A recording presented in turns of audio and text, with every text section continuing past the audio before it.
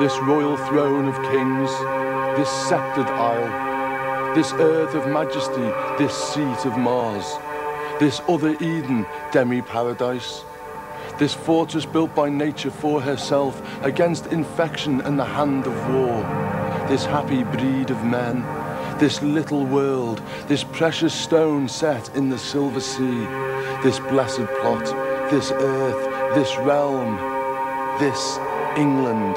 Oh, aye, yeah. Ever since the Industrial Revolution, the British people have done nothing but destroy this other Eden.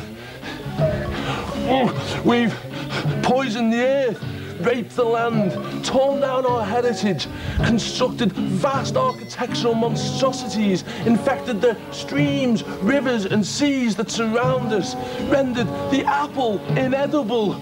Whoops! And worse than this, we've turned our cities into the worst, most depressing, litter-strewn, festering sores imaginable.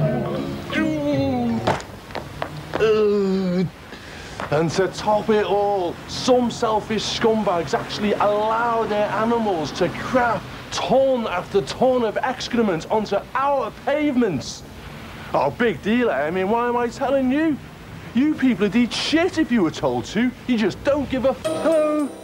In case you're wondering who I am, I'm God, and this is heaven, which is exactly what you expected, really. It can get pretty boring, mind. Sometimes, when I'm bored, I make things. As a rule, I make cute, fairy little animals. But I can also make planets and that. Here's one I prepared earlier. Nice, isn't it? Very nice. Oh dear. What's that? Horrible, vulgar little island. Britain. It's Britain, eh, Governor? You've been a right mess of it, ain't you, eh? Well, I'll say. But why? It never used to be like that. But now it's so ugly. He's right. You see, sports fans, the eye is the most important sensory organ in the entire body. We see before we touch, taste, wear or buy. Thus, in our society, there's nothing more important than the look of things, the image. It's the look that makes us choose our clothes, our cars, our homes, and even our partners. And so why is it then, in a world packed to the rafters with creative people, we choose to literally surround ourselves with some of the most repulsive and hideous visual eyesores known to man? Architecture, the most complete synthesis of all the arts. The architectonic environment is supposed to contribute to the joy of man. Yet the ineptitude of architects, along with the low aspirations of man, has meant that our streets are so ugly that it only has to rain to make us feel tired, depressed, miserable and dirty.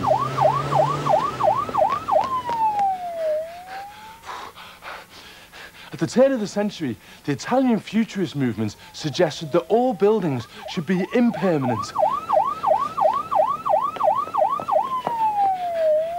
This way, every successive generation gets to build its own cities. It's a great idea. I mean, they had dreams of cities literally alive with dynamism, where everything was interesting. Ah, not them again. But when we get the chance in this country, the opportunity to build an entire city from scratch, what do we come up with? The visions of Albert Speer? No. Milton Keynes. Enough said.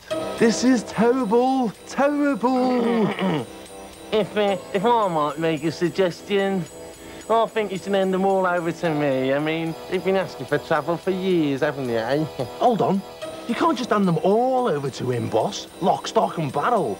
I mean, they've had it pretty rough lately, haven't they? I mean, it's been one disaster after another. Come on, that's no excuse, is it? I mean, if you want to be a third world country, you've got to have disasters, haven't you? He's right, Pete. No, as well as I do. Yeah, but they're British, aren't they? I mean, they're apathetic dithers. Now, if they had a leader, then maybe they could do something genuinely dynamic. Oh, come on, Gav. We all know you're not allowed to have a genuinely dynamic leader in a weedy little democracy, don't we? I mean, we all know that. Yes, but All right, Pete, I'll give them one more chance. I'll give them a leader. Now, who can it be? What I want to know is why we make everything so visually boring. It's not as if we have to, but it's almost as if we don't care. Look at our clothes. Sleeveless duvet jackets and stack-heeled trainers. Nylon, rayon, Dacron, polyester, Kimpleen. Ugh! And look at our cars. Ye oldie combustion engine. They're no better. They used to be great. Loads of fins and runner boards, acres of gleaming chrome, or even wood, real wood. But we've turned them into shapeless, smooth, box-type things. For God's sake, a traffic jam should be like a visit to an art gallery. But look at them. They're all virtually identical. There's absolutely nothing to them. And the motorway, let's face it, the motorway has got to be one of the leading contenders for the title most boring thing on the planet. Official. Frankie, what's happening to me? The telly. Oh, there's never anything on it worth watching. Just chat shows and game shows and youth shows. Youth shows. They're just music, music, music. Don't they know that they invented the orchestra pit to put musicians in because they're so boring to watch? People of Britain, it's time to realise our destinies. It's time to rise above this mire of visual pollution. It's time to tear down the old and erect something completely new. People of Britain, it's time to realise our dreams. Bring on the future. That's my boy. There's your leader for you, Pete. Why do they always have to get so hot-headed and fly off the handle like that? I mean, it's so childish. Seriously, though, you could say that visual pollution is a subjective thing. After all, one man's poison is another man's pleasure.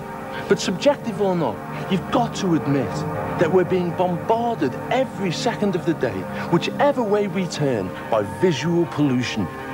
But what can we do about it? Well, not a lot by the looks of things. I suppose you could always wear shades, especially if it's raining.